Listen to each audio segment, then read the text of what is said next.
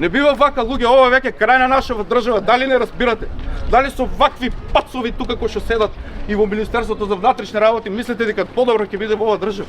Нема да биде. Се дрзнаа на 19.3 пред погребот на најголемата трагедија не само во Македонија, не само во бивша Југославија, во Европа и пошироко. Се дрзнаа да си уплатат наши пари 400.000 евра. Рейтинг. Да се одредуваат рейтинг.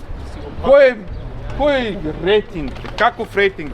Ве банди криминални ни ја владеат државата и уште тука снимаме и си траеме и слушаме како мора некој како будала како мене да излезе и да почне да збори јавно.